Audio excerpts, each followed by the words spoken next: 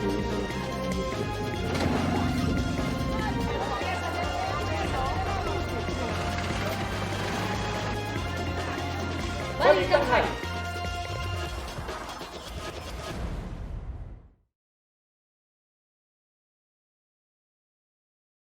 Sa ika-4 na sunod na araw, muling nagtaas ng red alert ang National Grid Corporation of the Philippines. Para yan sa Luzon Power Grid ngayong araw kung saan 19 na planta ang palyado. Sa abiso ng NGCP, naka-red alert ang Luzon mamayang alas 3 hanggang alas 4 ng hapon. Pati na rin mamayang alas 6 hanggang alas 10 ng gabi. Posible ang brownout kapag red alert dahil kulang po ang supply ng kuryente para sa demand. Sabi ng Meralco, inabisuhan na nila ang malalaking kumpanya na magbawas ng konsumo o gumamit ng generator sa ilalim ng Interruptible Load Program o ILP. Sa red alert kahapon, di raw nagka-brownout sa mga sakop ng Meralco dahil sa ILP. Yellow alert naman mula mamayang tanghali hanggang alas 3 ng hapon, alas 4 ng hapon hanggang alas 6 ng gabi at alas 10 hanggang alas 11 ng gabi.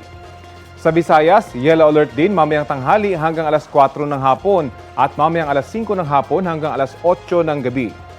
15 planta naman ang pumalya sa Visayas kaya manipis ang reserbang kuryente.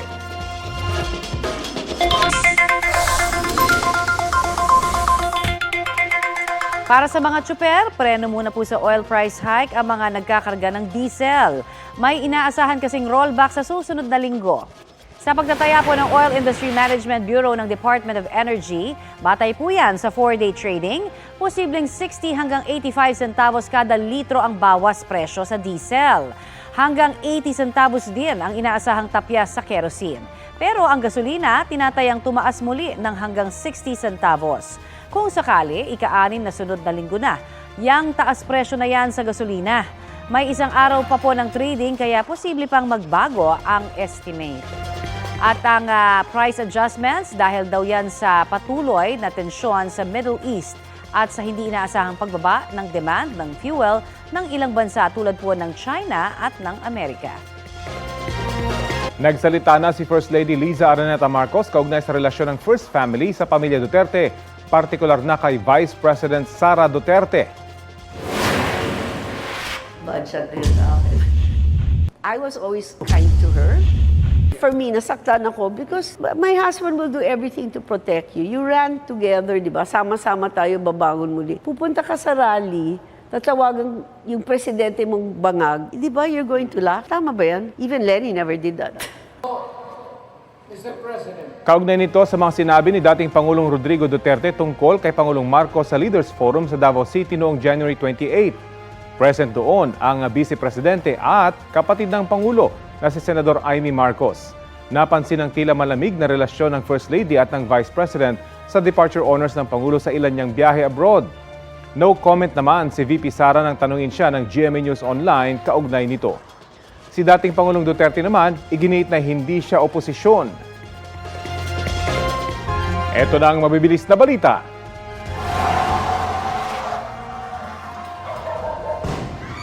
Patay ang isang trabahador matapos matrap sa nasusunog na tindahan ng LPG sa Barangay 176 sa Caloocan. Base sa salaysay ng mga saksi sa otoridad, nakainom umano ang lalaki. Nadamay rin sa sunog ang 3 bahay at isang karinderya. Aabot sa 200,000 pesos ang naitalang halaga ng pinsala. Bistado ang mahigit 200 milyong pisong halaga ng umano'y shabu na tinangkang ipuslit sa NAIA. Ang hinihinalang droga nakasilid sa mga malalaking tambutso. Base sa investigasyon, galing sa Zimbabwe ang kargamento at idineklarang machinery muffler. Inaresto ang babaeng kukuha sana ng parcel. Wala siyang pahayag. Patuloy na inaalam ng mga otoridad kung saan dadalhin ng droga at kung may kasabwat ang claimant.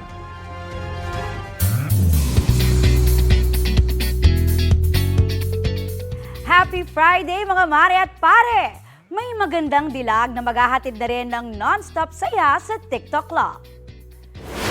It's official mga TikTropa! Si Herlene Budol ang newest host ng programa. Chika ng Kapuso star. Unexpected pero excited siya sa opportunity na ito, lalo't first love niya raw ang hosting. Bonus pa raw nakasama niya sa show ang mga idol niyang sina Pokwang, Kuya Kim at Mama Donita.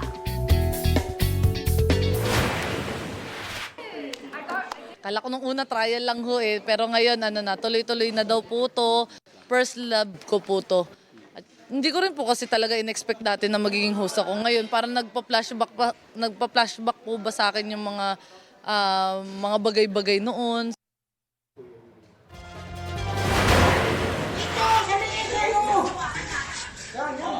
Tulong-tulong ang ilang taga-barangay Talayan sa paghuli sa sawa na yan sa Quezon City.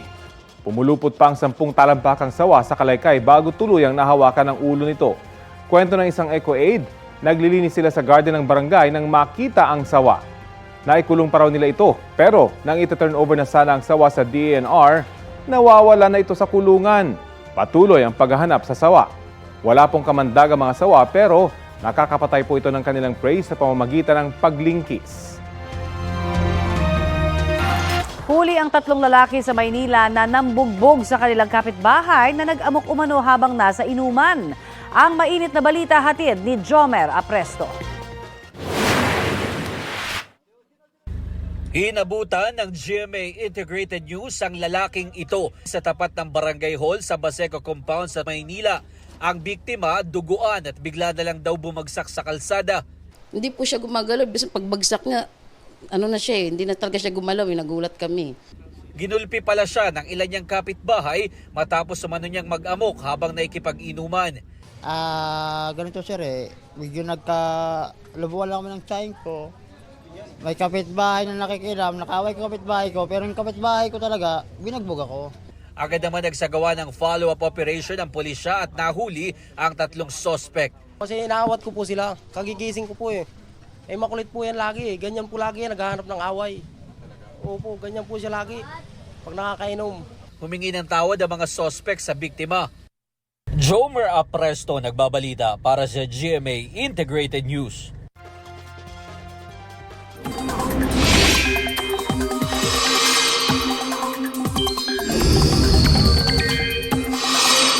Wala pong namamataang sama ng panahon sa loob o labas ng bansa ngayong pong weekend. Base sa rainfall forecast ng Metro Weather, maayos na panahon ang aasahan sa halos buong bansa hanggang bukas. Sa linggo po ay mataas naman ang tsansa ng hanggang katamtamang ulan dyan sa Mindanao at sa ilang bahagi po ng Visayas. Posible rin ng heavy to intense rain sa ilang lugar na maaaring magdulot ng baha o landslide. Maalinsangan at mababa ang tsansa ng ulan dito sa Metro Manila ngayong pong weekend. Ayon sa Pag-asa, posibleng umabot sa 44 degrees Celsius danger level ang heat index sa Tanawan sa Batangas at sa Aborlan, Palawan. Titindi rin po ang init at alinsangan sa siyam na iba pang lugar. Sa nakalipas nga po na 24 oras, muling bumaba naman ang tubig sa 6 na dam ayon sa Pag-asa. Bahagya namang tumaas ang water level sa Magat Reservoir. Samantala sa gitna po ng nararanasan nating mainit na panahon, may titindi pa raw yan hanggang sa Mayo. Pag-usapan natin yan kasama si Dr. John Manalo, Weather Specialist 1 ng Impact Assessment and Application Section ng Pag-asa. Magandang umaga at welcome sa Balitang Hali. Magandang umaga po at sa lahat po ng ating tagapakinig. Good morning po sa inyo at gaano nga ho ba kataas na temperatura at heat index ang aasahan natin kung titindi pa ang mainit na panahon hanggang sa Mayo, sir? Kung ngayon po ay lagpas 10 na yung nasa danger category natin, may possibility po na mas dumami pa ito. And as we approach the month of May, may possibility din po na umabot tayo sa extreme danger, which means na yung heat index natin ay maaaring pumalo hanggang 52 and above na heat index. Okay. Kung titindi pa yung mainit na panahon, ano pong rekomendasyon nyo sa mga naghahanap ng relief ika nga? Kasi may mga nagpupunta ng dagat pero baka mainit din. O sa bundok, ano mas malamig? Mahalaga po yung yung topography na tinatawag natin. So yung elevation ng isang lugar at kaya isa po sa mga feature natin ay ine-encourage natin sa kanila ay pumunta sa mga matataas na lugar kung gusto nilang magbakasyon. Pero mahalaga din po yung mga simpleng actions na pwede natin gawin. Halimbawa po yung pag-inom ng tubig, lalo na kung yung mga tao po ay nagtatrabaho sa direct sunlight, sa construction or may activity tayo outdoor like cycling. Kung nahihilo na po tayo or may mga symptoms na health-related na tayo nararamdaman, kung maaari po ay sumilong tayo. Kung mainit pa rin sa Mayo, kailan naman po magtatag-ulan? Sa ngayon po kasi, meron tayong nakakaapekto na ridge of high pressure area, so more likely, magiging mas mainit pa po yung nararamdaman natin sa mga susunod na araw. Pero yung tag-ulan po ay nakadepende po sa mga ating mga criteria para masunod ito. Maaari pong mag-early onset or mag-delayed. Depende po sa mga synoptic systems na makakaapekto sa atin. So ito po ay inaasahan natin baka early June or last week of May. Okay. Salamat po, Dr. John Manalo ng Pag-asa. Salamat po. Susunod! Balik po tayo sa mga balita sa bansa. Nagsorry ang professional basketball player na si Raymond Almazan matapos mahuling dumaan sa EDSA busway. Aminado si Almazan na mali ang kanyang ginawa. Pero paglilinaw niya, hindi niya sinubukang manuhol sa mga nanghuli sa kanya. Akala lang daw ng kanyang asawa na pwede nilang bayaran agad-agad ang kanilang paglabag. Yung wife ko kasi that time kasi, akala niya pwede na namin bayaran yung violation about that. He's giving me 2,500 na sabi niya, bayaran ko na daw para makalis na kami kasi nga akala niya mababayaran namin yung violation namin on the spot.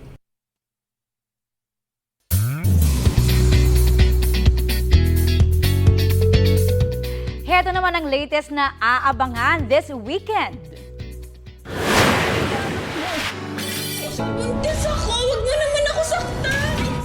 Sumabak sa heavy drama si Sparkle star Rabia Mateo sa magpakailanman episode bukas na Abused and Raped. Ang karakter niyang si Mariel makakaranas ng mga pang-aabuso.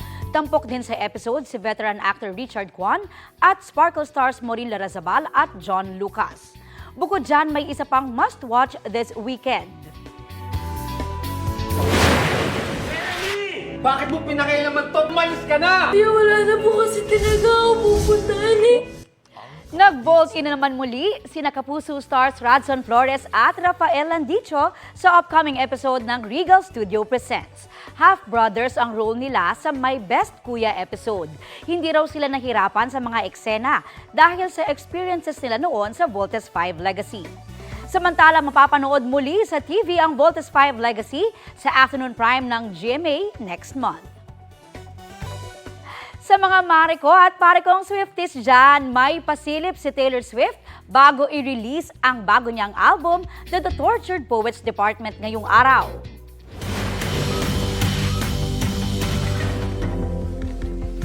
Vintage vibes ang teaser ng music video ng Fortnite na unang single ng album. Kakolab ni Tay-Tay Jan si singer-rapper Post Malone. Chika ni Taylor, fan siya ni Post dahil sa husay niyang magsulat at mag-eksperimento sa mga kanta. Ilalabas ang music video ng Fortnite 8 oras pagkatapos ng release ng TTPD. Patakbong tumatawid ang batang yan sa pedestrian lane sa tapat ng isang eskwelahan sa Ormoc, Leyte. Makikita ring paparating ang isang humaharurot na motorsiklo at nasa pool ang bata. Natumbang bata pero agad ding nakatayo at paika-ikang tumawid. Nagtamo ng iba't ibang sugat sa mukha ang biktima. Patuloy siyang nagpapagaling sa ospital. Ayon sa opisyal ng barangay, hindi pa rin tukoy ang pagkakakilanlan ng nakabangga sa kanya. Malaking hakbang daw para sa target na digitalization ng bansa ang pinasiniyaang National Fiber Backbone Project ng Department of Information and Communications Technology. Inaasahan magbibigay po ng 600 gigabytes per second ang Phase 1 ng proyekto na mapapakinabangan ng Ilocos, Central at Southern Luzon, maging ng Metro Manila. Sa kanilang taya, 750,000 na individual ang magkakaroon ng direct internet access mula riyan. Ayon sa Pangulo, malaking tulong ang proyekto para sa layong digitalization at pagbibigay access sa internet sa mas maraming Pilipino.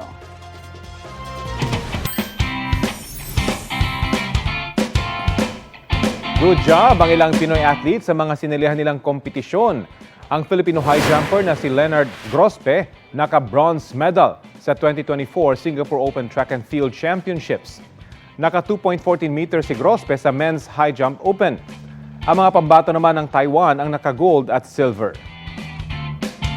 Na-break naman ni Angel Frank ang Philippine record sa 2024 Duke Invitational Athletics Meet sa North Carolina sa Amerika.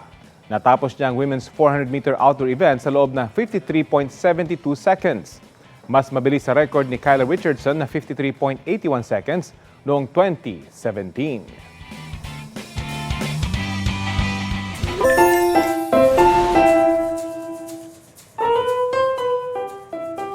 Narinig nyo na ba yung kasabihan na kapag maiksi ang kumot, dapat matutong mamaluktot?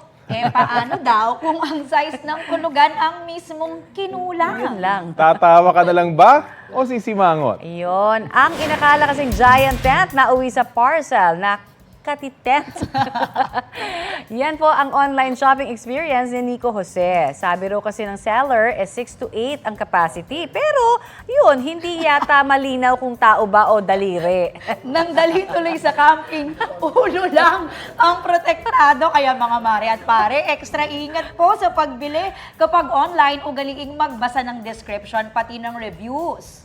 Ang photo ni Nico mapapa-LOL ang mahigit 100,000 netizens.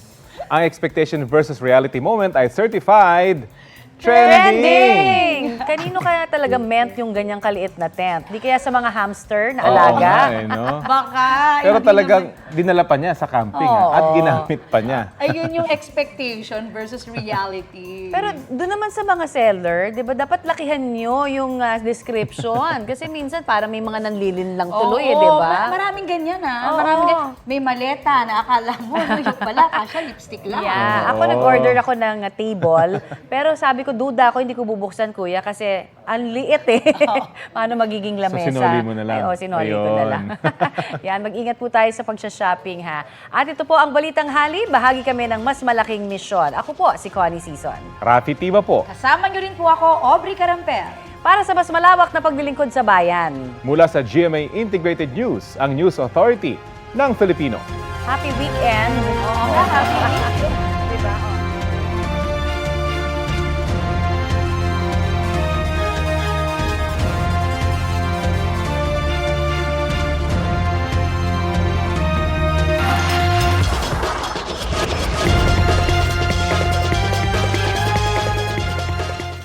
Kapuso, alamin ang maiinit na balita. Bisitahin at mag-subscribe sa GMA Integrated News sa YouTube.